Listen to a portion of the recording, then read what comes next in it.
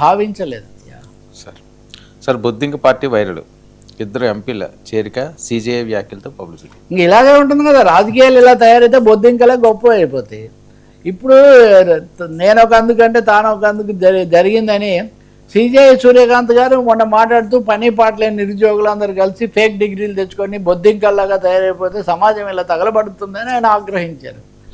ఆగ్రహిస్తే యువత కానీ లేకపోతే సోషల్ మీడియాలో కోపం వచ్చింది. మామూలు బొద్దింకలు అంటారా, యువత అంటే మీకు బొద్దింకల్లా కనిపిస్తుందా, ఇవన్నీ మాట్లాడితే ఆయన కాదు, నేను అందరినీ అనలేదు, కొంతమంది అడ్వకేట్లమని ఫేక్ డిగ్రీలు తెచ్చుకొని ఇక్కడ కోర్టుల్లో వాళ్ళు చెలరేగిపోతుంటే నేను అన్నానని ఆయన అన్నారు. అంటే నిజంగా ఎవరైనా ఫేక్ డిగ్రీలతో వస్తే, లా డిగ్రీలతో వస్తే పట్టుకోవాల్సింది మీరే కదా, దానికి బొద్దింకలు ఏం చేస్తాయి. కానీ బొద్దింకలు అన్న మాట మీద చాలా వచ్చి అభిజిత్ దీపిక్ అనే ఆయన అమెరికాలో ఉండే భారతీయుడు కాక్రోచ్ పార్టీ అనేది పెట్టాడు. కాక్రోచ్ పార్టీ అనేది స్థాపించేసాడు అక్కడ. ఈయన అనగానే ఆయన పెట్టగానే అది వైరల్ అయిపోయింది. ఆ వైరల్ అయిపోయి దాంట్లో 50,000 మంది వెంటనే సబ్స్క్రైబర్లుగా చేరారు. దానికి అర్హతలు ఏంటి, అవన్నీ చీఫ్ జస్టిస్ గారు చెప్పినవే. బద్ధకంగా ఉండాలి,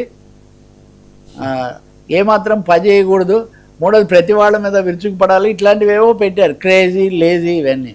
సో దాంతో ప్రధాన న్యాయమూర్తి గారు తన వ్యాఖ్యలతో స్వయంగా ఆయన రెండో రోజు ఇచ్చిన వివరణ ఏముండదు కదా, మొదట మీరు వెలిబుచ్చిన ఆగ్రహమే ఇక్కడ అయింది.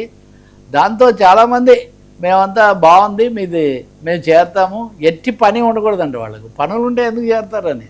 ఇప్పుడు మహువా మైత్రి అనేది టీఎంసీ ఎంపీ, వాళ్ళు ఇంకో ఎంపీ, వీళ్ళంతా మేము మీ పార్టీలో చేరుతున్నామని ఆ కాక్రోచ్ పార్టీకి, బొద్దింక పార్టీకి దరఖాస్తులు పెట్టుకున్నారు. దరఖాస్తులతో పాటు చేరడానికి కావాల్సిన నిబంధనలు కూడా దాంట్లో పెట్టారు. కాబట్టి కొద్ది రోజుల్లో భారతదేశంలో ఈ బొద్దింక పార్టీ బాగా వ్యాప్తి చెందుతుందని. ఈ బొద్దింక పార్టీ పెట్టిన అభిజిత్ దీపక్ అనేవాడు మరీ కొత్తవాడు ఏం కాదు. సోషల్ మీడియాలో ఆప్ అనేది వచ్చినప్పుడు ఆ పార్టీకి కూడా మొదట ప్రమోట్ చేసిన నేపథ్యం కూడా అతనికి ఉంది. ఏదైనా కానీ కీలక స్థానాల్లో ఉన్నవాళ్ళు, అదిగో ఇన్ని రెస్పాన్సెస్ అతనికి. సో ఈ బొద్దింకల పార్టీ ఒక విధంగా భారతదేశంలో బుద్ధులు ఎలా తయారవుతున్నాయో ఒకటి చెప్తుంది. రెండవది యువతలో అశాంతి ఎంత ఉంది. మీరు జెన్జీ అనే దాన్ని మీరు బొద్దింకలతో పోలుస్తున్నారా? మా అసంతృప్తిని, మా ఆవేదనను మీరు అర్థం చేసుకోకుండా మా మాట్లాడే స్వేచ్ఛను కూడా హరిస్తున్నారా? సిజేఐ గారు తన వ్యాఖ్యలు ఆయన ఏదో సర్దుకోవచ్చు, కానీ నేనైతే మటుకు మా పార్టీతో సాగిపోతాను, ఫార్వర్డ్ మార్చ్ అంటున్నాడు ఆయన.